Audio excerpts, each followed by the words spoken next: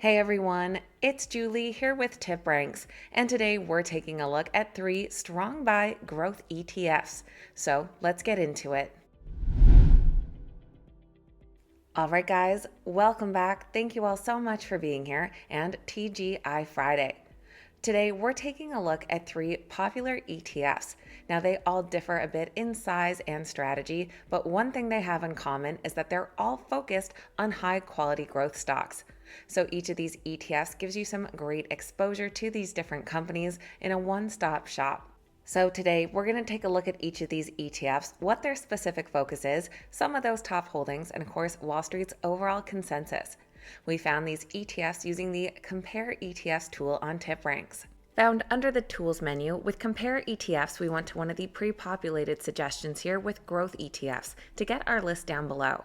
You can check out these ETFs over on the TipRanks website or right on your TipRanks mobile app, which you can download by following the links in the description down below. Just before we get into these today, this is a reminder that if you enjoyed the video, make sure you hit that thumbs up button and that you're subscribed to the channel. Now let's dive right into these strong buy growth ETFs.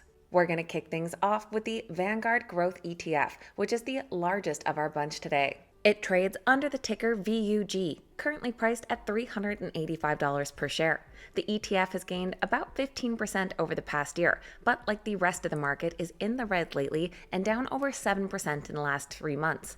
They have a low expense ratio at just 0.04%. This ETF offers exposure to large cap growth stocks. With a careful selection of holdings, VUG encompasses industry titans and innovative leaders known for their potential to deliver substantial returns through capital appreciation. Their strategic approach allows investors to tap into the growth potential of established companies that boast a proven track record of revenue increases, market share expansion, and cutting-edge product development. As I mentioned, this is our largest ETF out of the bunch today, with over $150 billion in assets under management, comprised of 181 holdings, and is quite heavily weighted in their top 10, as all of our ETFs today are actually, with over 59% going into those top 10 holdings. And I'm sure you'll recognize every name on this list here. In number 1, we have Apple, followed by Microsoft, Nvidia, Amazon, Meta Platforms, Tesla Motors, Google, making up 2 positions here, Eli Lilly, and Visa. When we scroll down to the bottom, we can see the breakdown very heavily weighted in the tech sector at over 48%. It is then followed by consumer cyclical at nearly 18%, then communication services, and then financial and healthcare from there. It is 100% weighted in the United States. And from those 181 holdings, the ETF does pay out a slight dividend, with the most recent quarterly dividend being about 53 cents per share for a dividend yield of 0.5%. The last one was paid out around the holidays. Of course, Wall Street analysts don't rate ETFs themselves, but TipRanks is able to look at the individual stock ratings from everything within the ETF to come up with an overall consensus. And based on those 181 stocks, the VUG ETF does come in as a strong buy. That breaks down to 159 stocks rated a buy and 22 rated a hold. The average weighted price target would be $489, implying an upside potential of over 27%. Down below, we can see the stocks with the highest upside and highest downside potential within the ETF. Some with the highest upside include Venture Global, AppLovin, and First Solar. Biggest downside includes Texas Pacific Land, the Hershey Company, and Paychex. Our second ETF today has the highest number of holdings. That is the iShares Russell 1000 Growth ETF. Very similar looking chart here compared to VUG, as these companies do have a lot of overlapping stocks. In the past year, this one is up 14.5%, and like the other, is in the red the last 3 months, down over 7%. Their management expense ratio is slightly higher, coming in at 0.19%. As the ETF's name suggests, this one is focused on the Russell 1000 index. It is strategically positioned within the growth niche, targeting enterprises that demonstrate strong earnings momentum, revenue increases, and potential for capital appreciation. Investors seeking to capitalize on the upward trajectory of established industry leaders will find IWF an attractive choice. They invest in prominent sectors such as technology, consumer discretionary, and healthcare, with a focus on large cap stocks, providing stability and resilience, while the growth orientation ensures access to companies poised for significant future gains. You are getting a bit more diversification with this ETF as they have 396 different holdings with assets under management just under $100 billion.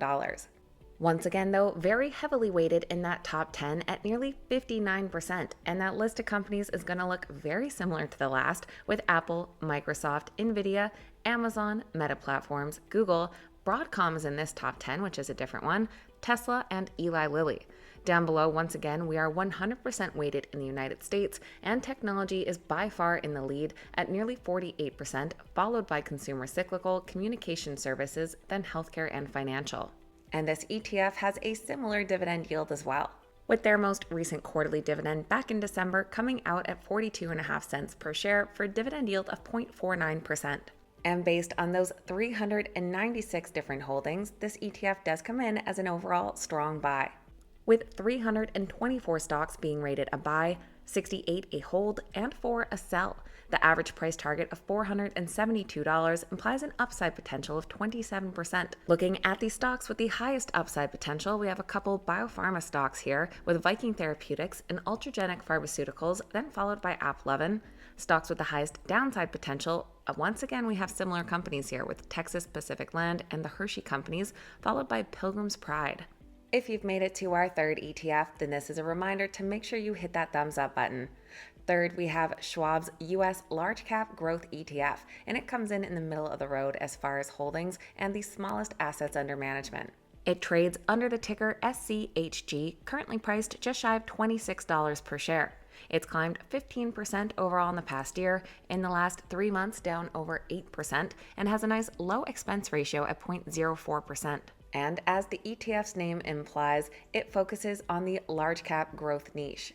They target leading companies that are expected to deliver above average revenue and earnings growth. This strategic focus allows investors to tap into the capital appreciation potential of industry titans that are innovating and expanding at a faster pace than their peers. They offer a well-rounded exposure to various growth drivers within the large cap spectrum with a commitment to low-cost investing. With over $36 billion in assets under management, this ETF has 227 holdings. And nearly 55% of the ETF is made up by those top 10 holdings. This might be starting to sound a little repetitive here as we look at that top 10. We have Apple, Microsoft, Nvidia, Amazon, Meta Platforms, Broadcom, Google, Tesla, Eli Lilly, and Google once again. Down below, 100% weighted in the United States, once again with technology well in the lead at 47%, followed by consumer cyclical, communication services, healthcare, and financial.